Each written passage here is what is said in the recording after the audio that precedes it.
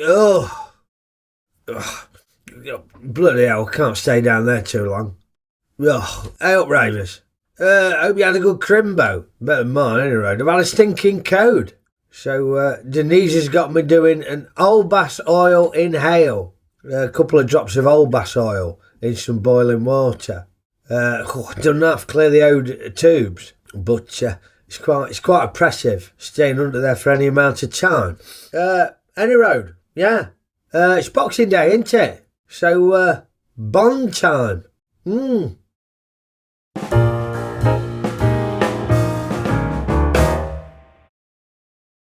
Yeah, it used to be a staple part of the ITV schedules, the Bond film, didn't it? It were even advertised as the James Bond film. It used to be a massive deal. You got massive viewing figures. But they're 10 a penny now, aren't they? They're on all the time on ITV4 and the streaming channels and that. So, ain't as special, is it? But I figured why not bring back the sedition? Yes, we're looking at A View to a Kill today. Mid-80s this, but I think he's still got the 70s trousers on there, Roger, ain't he? Is that still the gun barrel sequence from Moonraker or something like that? Because they look big flares he's wearing there. Anyway, it kicks off somewhere code, I presume in Russia or Siberia or somewhere like that. And Bond looks like he's locating the corpse of another agent so he can find some microchip, what's going to be integral to the plot. But what is immediately apparent is that Roger, he ain't there at all. Any wide shots in the snow, and it's blatantly a stunt double. Roger, he's just there in the studio. So he's obviously got it written into his contract. I ain't going anywhere code. Forget it. Nah, I wouldn't let that affect my enjoyment, to be honest, because Roger's got a track record for doing that. The iconic scene at the start of Spy Who Loved Me, he weren't skiing then. They were just superimposed in front of some back projection stuff. So, not going to let that bother me. But some Soviet soldiers spot Bond, and they obviously want this microchip thing and all. So a chase ensues. Again, Roger ain't doing any of this. He is not in shot for a single bit of it. And it does feel a bit like the start to The Spy Who Loved Me. You got the baddies chasing him through the snow. I were enjoying it at this point. But then, after he gets blown off his skidoo, he grabs one of the blades and starts snowboarding to a soundtrack of the Beach Boys.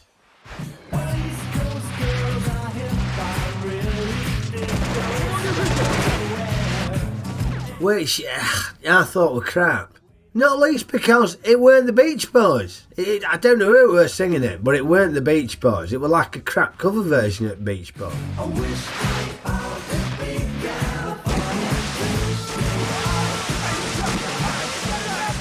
So, yeah, that was setting the tone for the film for me, that were.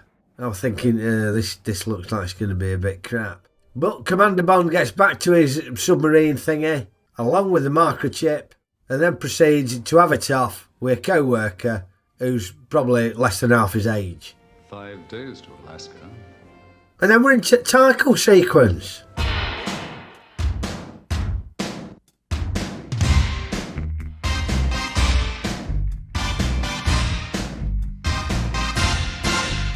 Duran Duran, or Duran Duran as Tony Blackburn likes to call them. This probably needs a lewd themes warning from the get-go, this sequence, doesn't it? Because we've got neon lettering on boobs. But yeah, it's a pretty standard trademark Bond title sequence, isn't it? You know, you got scantily clad ladies dancing around, can't quite see any nipples right like that, but yeah, it's borderline lewd. Although I don't know what A View to a Kill means. I don't understand the title. Not the only Bond film where I don't understand the title, but I don't know what it means. And I thought this were alright, this song. Thought it were a good Bond theme. Far better than the tepid rubbish we've had in the last few films. Got a bit of oomph to it, this one. Although I'm sure Simon Le Bon won't like me reminding him of the time they were performing it at Live Aid and a gerbil bit him on his knackers. Anyway, Bond and his MI6 buddies go on a works outing to watch the horse racing. But they're really there to take a sneaky shufty at horse owner Max Zorin, played by Christopher Walken. Newsflash, he's your baddie. And just to hammer home that he's the baddie, they made him some sort of product of a Nazi science experiment, trying to create some master race. So, he's one of Hitler's dream boys, basically, blonde hair, blue eyes. Now, his henchman, your Jaws big job type character, it's actually a henchwoman in this, played by Grace Jones. And I reckon she's very good in this, very memorable. She must take a lot of vitamins. Now, the reason they're at the races is because Zorin's horses are suspiciously quick. It's all fairly even Stevens, but then at some stage at race, they go into overdrive and thrash everybody. And Patrick McNee has been roped in by MI6 as the horse trainer expert to give him a bit of insight into this cheating. Now, what seemed particularly stupid to me is that McNee, Sir Godfrey Tippett, he goes undercover with Bond to get to the bottom of this cheating. But if he's supposed to be a famous horse trainer, you'd think folk would have recognised him straight away. And secondly, out of all the folk at MI6's disposal, why is this middle-aged horse trainer the bloke sending to field with Bond? It's like sending somebody like John McCririck in with Bond. I say McCririck, he weren't a trainer, I know that, but I don't really know any trainers. But the point still stands. He's not going to be any bloody use whatsoever. I mean, you can see here how easily he gets dealt with by Ron Tarr from the Do It All adverts. Yeah, I suppose I'm being a bit harsh. Yeah, McCririck couldn't do that, could he? Couldn't do that high kick that Tippett's just pulled off there, could he? Hey, I tell you what now, thinking about it though, Mick Channon, he became horse trainer, didn't he? After he retired as a pro footballer. Now, Mick Channon, he could do a dynamic kick like that. Maybe Patrick McNee's character is somebody like a Mick Channon, used to be a pro footballer. Because I reckon Mick Channon could handle a semi Bond. Yeah, I think he'd hold his own. That was a good goal. Yeah, that was a good goal. And besides, Tippett and Bond do look very athletic in these bomber jackets, don't they? I take it back. Any road, Tippett and Bond's snooping about leads them to discover that Zorin's horses are being drugged by his top scientist, Patrick Moore, thanks to these microchips, what they inject up their arse or something, and then that controls the release of some steroids to help them win the race. Now, Zorin grows suspicious, and it works out that Bond ain't who he says he is. So he orders Grace Jones to murder Patrick McNee in a car wash and shag James Bond to death. But this is James Bond we're talking about here, and even Roger, at his advancing years here, he can't be shagged to death. So instead they have a convoluted horse race involving these deathly jumps to try and kill Bond that way. And when that don't work, they just knock him out, dump him in the back of the car with Patrick McNee's corpse and push him in a lake. Stupid really, because Bond comes too, and getting out of a car at the bottom of a lake, well, that's a piece of piss to Bond, isn't it? Don't panic at all, does he? He obviously watched that episode of Dave Allen, when Dave Allen got out of a car underwater. You basically just have to wait until the car fills up with water, so that the pressure is equalised on either side of the car door. Never forgotten that. So if I ever find myself in that situation, hopefully I'll survive, thanks to Dave Allen. But with Bond surviving, he's able to thwart Zorin's master plan, which consists of flooding Silicon Valley in order to monopolise the microchip market. I propose to end the domination of Silicon Valley and leave us in control of that market. Now, even though he's playing a psychopath, I reckon this performance by Walken is one of his more subdued ones. I was expecting something a bit more eccentric, but to be honest, he actually reins it in quite a bit in this. Now, superficially, there's a lot of the tick box Bond elements, what you would think would make it a thrilling Bond film. You've got some car chases, some fight scenes, things blowing up, but there's just something a bit half-hearted about all of it, which makes it a bit naff. Roger, as I've already alluded to, he doesn't do any of the action. Yeah, if there's a car chase, that ain't him. If there's some horse riding, that ain't him. If there's a scrap, that ain't him. If he's dangling off the side of a fire truck, that ain't him. Oh, lewd. If he's hanging from an airship, that ain't him. And you can tell, it ain't thrilling. So he ain't quite as engaged with it, you know what I mean? Like Tom Cruise in Mission Impossible, that is him doing it. He's hanging from that helicopter. And Michael Crawford, He's hanging from that helicopter. Yeah, they are actually doing the stunts. And some mothers do have them, were all the more thrilling for it. I suppose I'm being a bit harsh because Roger does do some of his own stunts.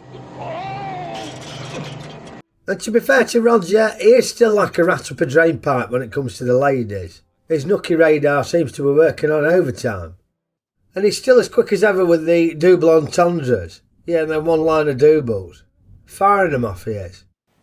Oh, my dear, I take it you spend quite a lot of time in the saddle. He's talking about having it off. Yes, I love an early morning ride.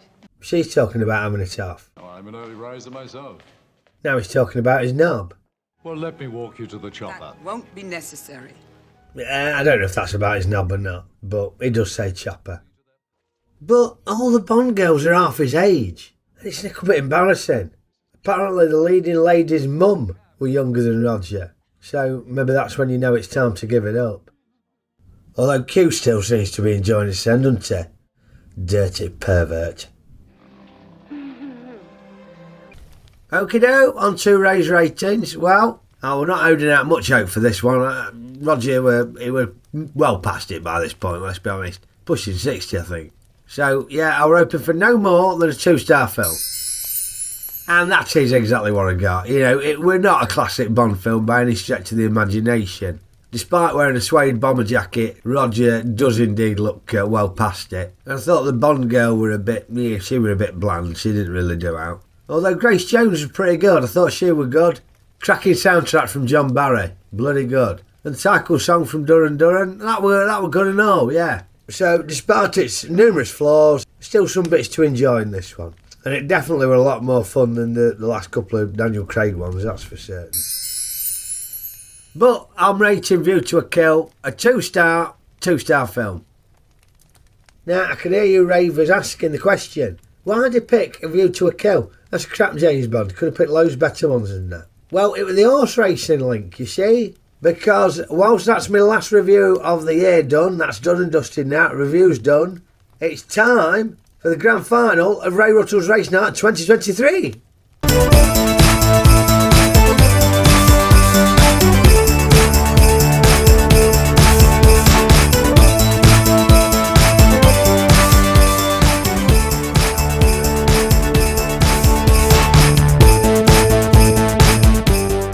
Yes, welcome to the dining room for the Boxing Day Bonanza. The grand final of Race Night 2023. Now, it's been a different format to previous seasons, mainly because I just ain't had the time to do a league. But a few nights back, we had the semi-finals. What did we see? Well, we saw Steed come a cropper in race 1, didn't we? And Diamond Dallas Page romped through, looking very impressive, to claim the first place, with Scarlett Pimpernel and Rip grabbing the other final spots. But in semi-final 2, the big story of the night, with the reigning champion, defending champion, John Oliver with no trousers on, coming a cropper and going down. He's out of there. Unlucky fella. And who was the winning horse? Oh, it was me! My horse won, cementing my place in the final on Don't Eat Yellow Snow. And then Dallas Green were in second, and it were Loyal Pigeon coming home in third to grab the final spot. Now, I appreciate we might have some Rayvers who are new to race night and don't understand what the bloody hell is going on. So, here is a beginner's guide. Well, the runners will line up here at the start, with gate 1 being the furthest away from camera and gate 6 being the closest. Now, the challenges start before they even get to the first fence, because if you're the unlucky runner who gets drawn in gate 1, you have to contend with the gravy stain. Many a runner has got stuck in the gravy stain. It can often be heavy underfoot, causing the runners to get bogged down. My wife Denise gave it a good go at cleaning it, but it's still there. Then on to the first fence, the stool. 7 imposing vertical bollards, each measuring approximately 1/4 of an inch high. It forms an imposing barrier, and many a runner has struggled to pass the stool. Next up is the toothpaste splat. I have to confess, I clumsily dribbled whilst cleaning my teeth, leaning over at track, and we all know how stubborn a toothpaste stain can be. Needless to say, I ain't been able to get rid on it. Many a runner has come a cropper, swerving to try and avoid the toothpaste splat. Then we've got the second fence, Ruttle's Hook. 6 imposing vertical ballards. Perhaps not as daunting as the stool on face value, but underestimate this fence at your peril. Many a runner has been snagged by Ruttle's Hook. And then the final fence, the Gibbon's Teeth. Another 7 vertical ballards. With the finish line in sight, many a runner has had their dreams of victory dashed at the last moment as they fell into the jaws of the Gibbon and got noshed off by the Gibbon's teeth. And if any of the runners have managed to negotiate them hazards successfully, then they will find themselves at the finish line, where glory beckons. That is the course at Ray Ruttle's race night, one of the toughest challenges in world sport.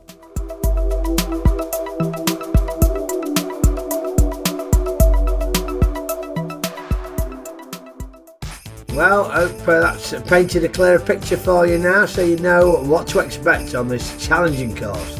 So without further ado, it is time for the Dining Room 719 and the Ray Ruttle's Race Night Championship Chase, which will be contested over a distance of 3 feet 11 inches, and the going is firm. And there are 6 runners. And in gate 1 we've got Loyal Pigeon, ridden by Starlet Blossom. Perhaps a bit of a wild card to make the final. Don't think many tipsters were picking Loyal Pidge to get in the 6, but in the 6 she is. So that can happen when you're in the 6. Do not write her off. Gate 2, Rip, ridden by Benny Hill. Now we spoke the other day, didn't we, about Rip's fantastic form at the start of last season. And with this new knockout format, he only needs to string 2 races together and he's going to be the champion. So I think it'd be many people's smart bet for tonight's title. Gate 3, it's Don't Eat Yellow Snow, ridden by Raymond Ruttle. Yes, there I am, fresh off an impressive semi-final win, knocking out that pesky John Oliver with no trousers on. Good riddance. Oh, what would I do for a win tonight? Fingers crossed. Gate 4, it's Diamond Dallas Page, ridden by Deke. And Deke will be desperate to win this one tonight. He came so close to winning the title last year, he really wants it. You can tell. Just look how focused he is. He wants this. But somebody who will be doing all they can to stop him is the runner in Gate 5, Dallas Green, ridden by Dodd.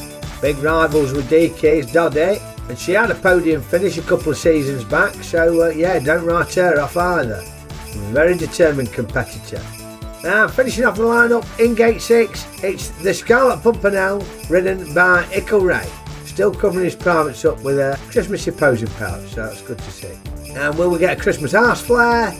Oh yes, there it is. That is your grand final lineup. Let's take a look at the odds. Well, Pimpernel is your outsider at 6 to 1.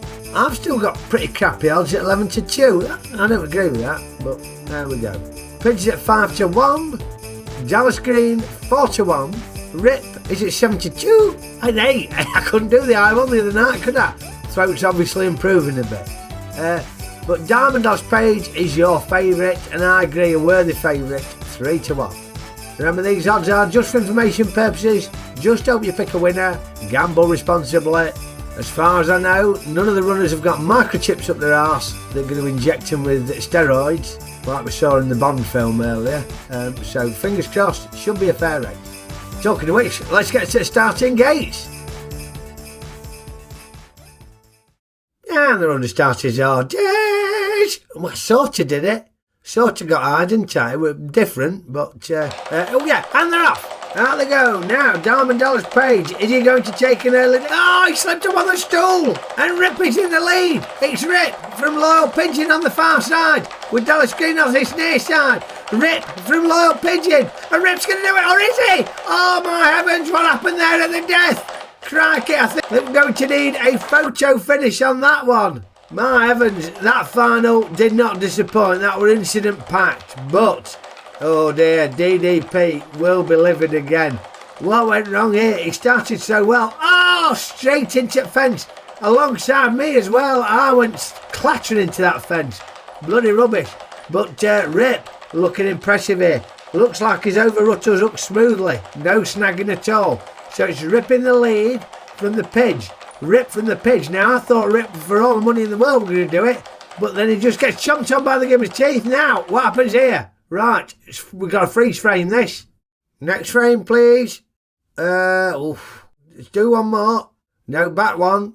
Yeah, that looks like the one. Now, to me, it looks, you can see, if we look at the nose and the hoof, the near hoof, Rip has just taken that by a hoof nail. Unbelievably tight finish. Let's roll it on, see who gets third.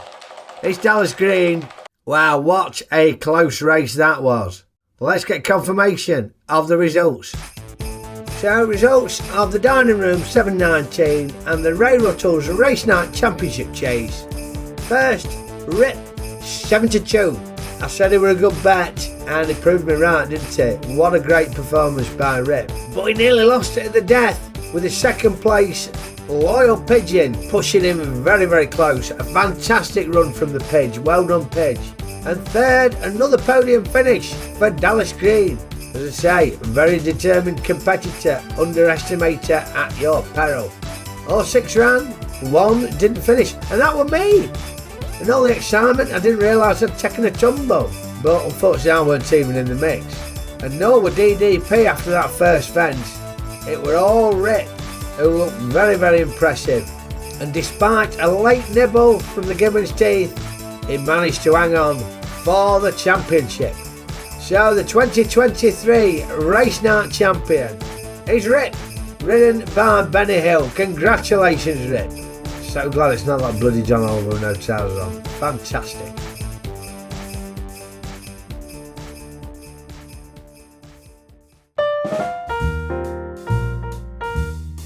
Well, I hope you enjoyed my review of A View to a Kill.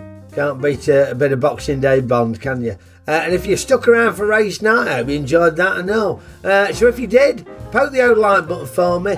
And if you didn't, poke it anyway. It's Christmas, isn't it? And remember to share Ray reviews with your mates and subscribe if you ain't already a subscriber. Much appreciated.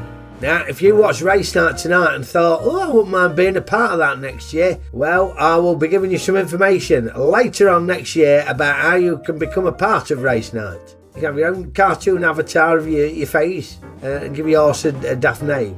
So yeah, stay tuned. But I'll be back in January with another review, copyright box permitting of course. So have a cracking new year and I will see you all very soon. Okeydoo!